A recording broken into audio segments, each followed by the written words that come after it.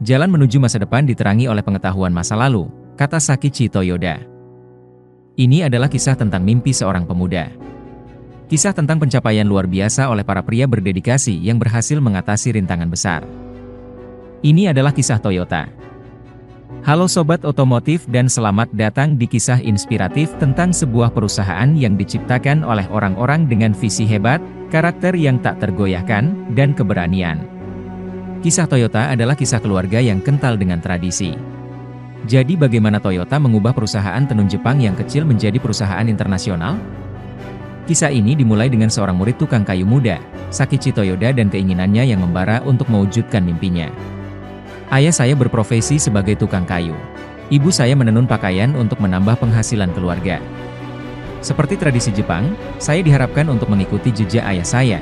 Tetapi jauh di lubuk hati, saya mendambakan sesuatu yang lebih, yaitu menjadi seorang penemu. Di Barat, revolusi industri sedang maju pesat. Itu adalah masa-masa penuh dengan inovasi baru. Agar Jepang dapat bersaing, Jepang harus bergabung dengan pergerakan waktu atau Jepang akan tertinggal selamanya.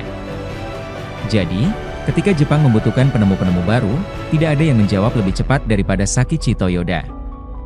Saat saya melihat ibu saya menenun, saya melihatnya bekerja sangat keras, terlalu keras. Dalam sekejap saya melihat takdir saya. Saya akan menciptakan alat tenun yang lebih baik. Bertentangan dengan keinginan ayahnya, pada waktu luangnya ia membuat sketsa ide-idenya dan membuat alat tenun uji coba sehingga hanya menyisakan sedikit waktu untuk pertukangan kayu. Kerja kerasnya akhirnya membuahkan hasil pada tahun 1891, saat ia berusia 24 tahun. Ia mematenkan penemuan pertamanya, sebuah alat tenun kayu yang dioperasikan secara manual. Selama 3 tahun berikutnya ia terus bekerja dan terus melakukan perbaikan. Pada tahun 1894, ia telah menemukan mesin yang dapat menggulung benang ke gulungan. Penemuan ini menghasilkan perusahaan yang menguntungkan dan 3 tahun kemudian, kerja kerasnya membuahkan hasil lagi ketika ia menemukan alat tenun otomatis pertama di Jepang. Meskipun keberhasilan di depan mata, bayang-bayang kehancuran mulai terlihat. Resesi segera menghancurkan ekonomi Jepang. Komitmen Sakichi Toyoda yang teguh untuk menghabiskan dana untuk penelitian dan pengembangan disalahkan atas buruknya kinerja keuangan perusahaan. Pada tahun 1910, Sakichi Toyoda dipaksa mengundurkan diri dari perusahaannya sendiri. Ia kehilangan pabriknya, karyawannya, dan hak cipta atas banyak mesin yang ia ciptakan. Dedikasi dan kerja keras selama 20 tahun tiba-tiba sirna. Sakichi Toyoda yang sangat tertekan mempertimbangkan untuk menyerah. Ia mendapati betapa kerasnya jalan hidup seorang penemu. Seolah-olah seorang penemu harus merasakan kesulitannya terlebih dahulu sebelum ia dapat mewujudkan ambisinya, dan itulah mengapa saya percaya bahwa setiap orang harus mencoba satu proyek besar setidaknya sekali dalam hidup mereka. Tidak yakin akan masa depannya, Sakichi Toyoda pergi ke Amerika Serikat. Ia kagum dengan kemajuan industri yang disaksikannya. Satu benda khususnya menarik perhatiannya dan memicu sebuah mimpi, sebuah visi baru, yaitu mobil. Terinspirasi oleh perjalanannya ke Amerika, Sakichi Toyoda kembali ke Jepang dan memulai lagi dengan kerja keras dan tekad. Ia mendirikan perusahaan baru, Toyoda Spinning and Weaving. Perusahaan baru ini menjual kain yang mereka produksi. Sekarang dengan penghasilan tetap, Sakichi bebas untuk sekali lagi menyempurnakan alat tenun otomatisnya dan bermimpi membangun sebuah mobil. Bersamanya adalah putranya, Kiichiro Toyoda, seorang insinyur muda yang baru lulus kuliah. Kiichiro, seperti ayahnya, juga seorang yang berwawasan luas. Saya menjawab bahwa ayah saya adalah seorang yang berwawasan luas. Bagi saya, kualitasnya yang paling berharga adalah kemauannya untuk melakukan segala upaya untuk mencapai satu tujuan. Tekad saya adalah mengambil visinya dan membangun mobil pertama di Jepang. Banyak yang berpikir bahwa mimpi Sakichi Toyoda untuk membuat mobil adalah sesuatu yang tidak akan pernah terwujud. Namun, hal itu akan berubah pada tahun 1929. Sakichi Toyoda menjual hak cipta atas alat tenun otomatisnya seharga 1 juta yen yang ia tawarkan kepada putranya dengan satu syarat, menggunakan semua hak cipta tersebut untuk penelitian tentang produksi mobil. Kiichiro Toyoda sempat ragu, tetapi ia mengesampingkannya, merangkul impian ayahnya, dan menerima tantangan tersebut.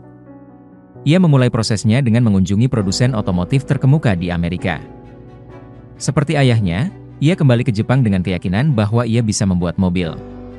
Di sudut kecil Toyota Automatic Loomworks dengan persetujuan dan pendanaan dari keluarga, Kiichiro Toyoda dan tim insinyurnya yang baru dibentuk mulai bekerja dan pada tahun 1930 memulai tugas sulit untuk membuat mobil pertama di Jepang bagi masyarakat. Semangat mereka tinggi tetapi kejadian tidak terduga menghambati sukses Toyoda. Pada tanggal 30 Oktober tahun itu, Sakichi Toyoda meninggal dunia. Kiichiro sekarang lebih bertekad dari sebelumnya untuk melihat visi ayahnya terwujud. Selama 3 tahun berikutnya, kami mencurahkan diri dalam pekerjaan kami, tetapi antusiasme itu tidak dapat menutupi kurangnya teknologi dan pengalaman dasar, atau kenyataan bahwa keluarga saya dan manajemen perusahaan kurang antusias dengan usaha kami. Toyota Automatic Loomworks mendirikan departemen mobil pada tahun 1933. Pada tahun berikutnya, tim Kiichiro Toyoda telah mengembangkan prototipe mesin mobil pertama Jepang pada tahun 1935. Mereka berhasil mencapai hal yang hampir mustahil, yaitu menciptakan prototipe mobil pertama Toyota. Model A1, dirancang, dan dibangun dari awal hanya dalam waktu 5 tahun. Toyota sekali lagi berada di jalan menuju kesuksesan. Tetapi kali ini, bukannya membuat kain, ia membuat pabrik yang memproduksi mobil. Kini, mereka memiliki produk baru dan nama produk baru, Toyota. Mengubah nama dari Toyota menjadi Toyota. Huruf T dalam bahasa Jepang membutuhkan lebih sedikit sapuan kuas dan keluarga Toyoda menyukai tampilannya. Tahun berikutnya menandai lahirnya Toyota Motor Corporation yang menjadi dasar bagi kepemimpinan industri selama beberapa dekade di bidang otomotif. Langkah selanjutnya adalah mendirikan jaringan dealer di seluruh Jepang. Mobil itu langsung sukses dan segera menjadi jelas bahwa pabrik produksi lain dibutuhkan untuk memenuhi kebutuhan pasar. Kiichiro Toyoda menjual saham di perusahaan baru, Toyota Motor Company Limited. Pabrik baru itu dibangun di Koromo, Jepang, yang sekarang dikenal sebagai Toyota City. Toyota Motor Company memulai usahanya dengan penuh semangat. Menjelang akhir tahun 40-an, berbagai peristiwa global membuat Toyota hampir bangkrut dan Kiichiro Toyoda terpaksa memotong gaji para pekerjanya. 2 tahun kemudian, perusahaan itu menutup 2 pabrik dan 1.600 pekerja diminta mengundurkan diri. Utang terus bertambah karena para pekerja auto union melakukan pemogokan dan menghentikan produksi. Akibatnya, Kiichiro Toyoda mengundurkan diri.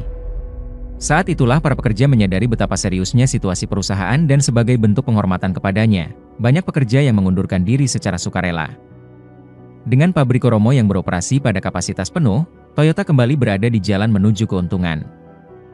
Dalam beberapa tahun, mereka telah kehilangan banyak hal, tetapi mereka bertekad untuk mengejar ketinggalan. Toyota membentuk operasi penjualan independen baru, Toyota Motor Sales Company Limited, tepat saat mereka sedang mendapatkan momentum. Keadaan tidak terduga sekali lagi terjadi pada perusahaan itu. Pada tahun 1952, pemimpin dan mentor mereka, Kiichiro Toyoda meninggal dunia.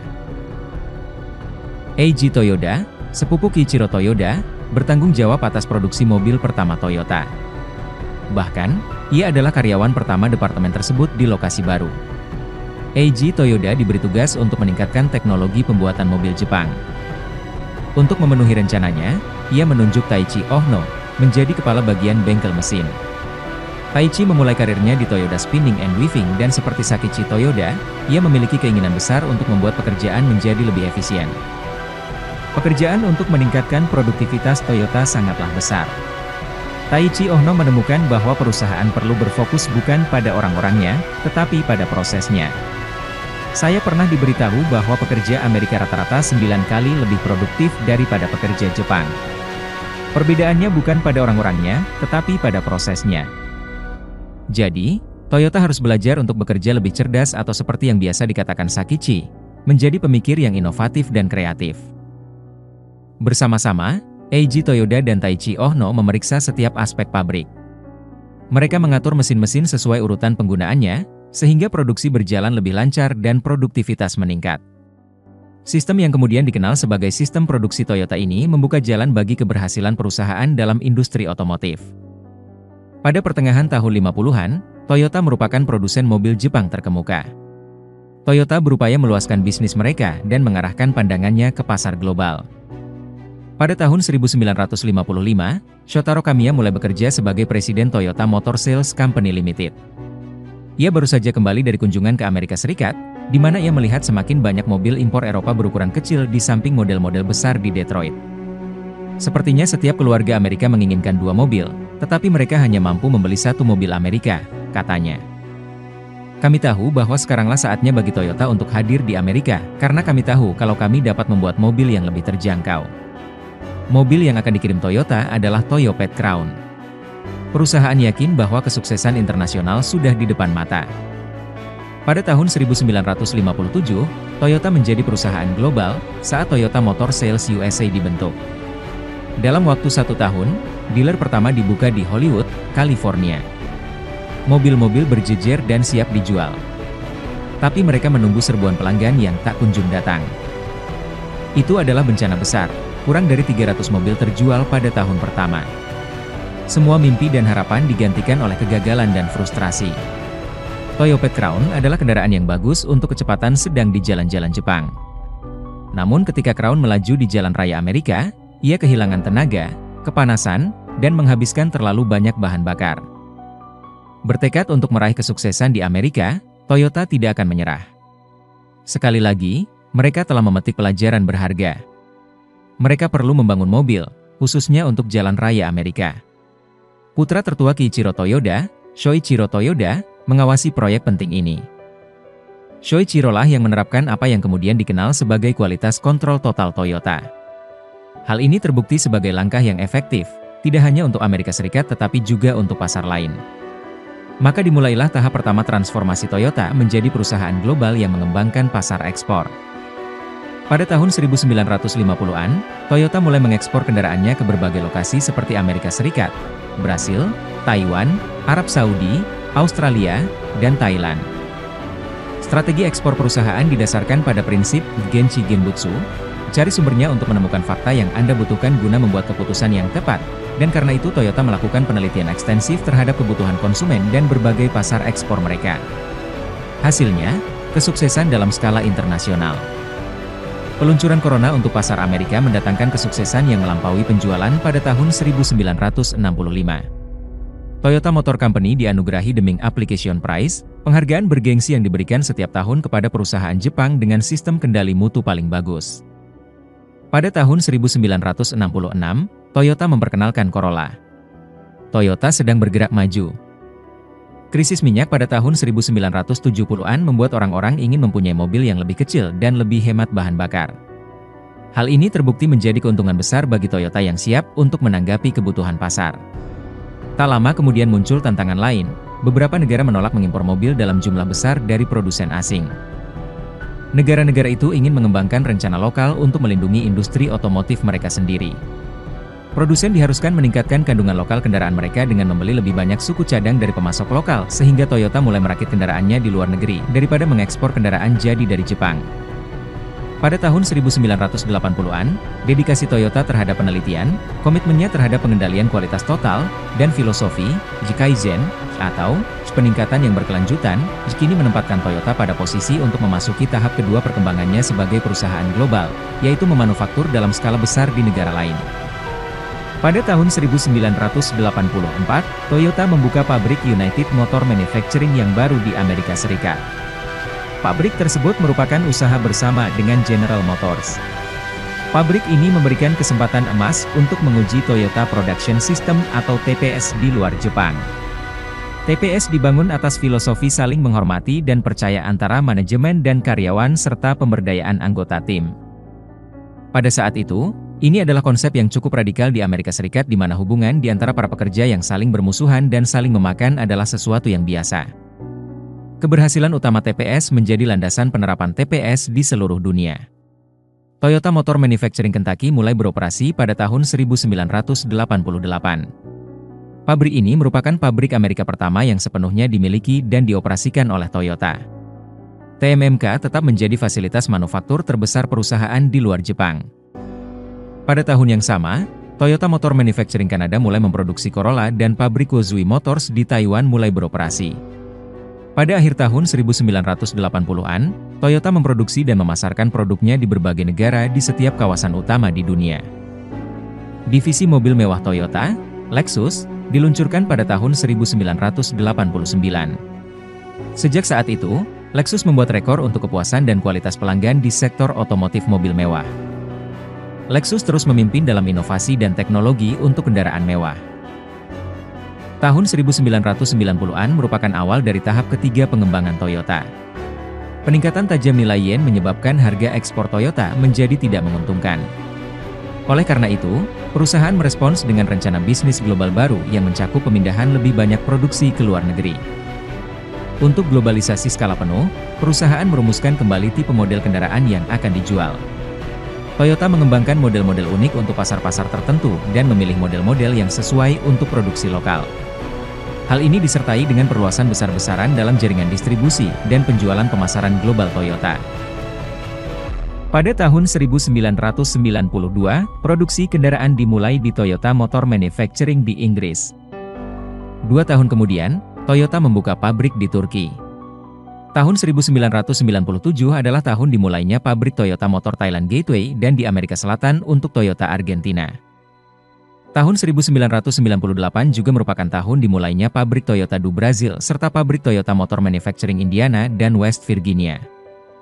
Melengkapi satu dekade perluasan manufaktur, pemasaran, distribusi, dan penjualan di seluruh dunia, pabrik Toyota Coscar Motor didirikan di India pada tahun 1999.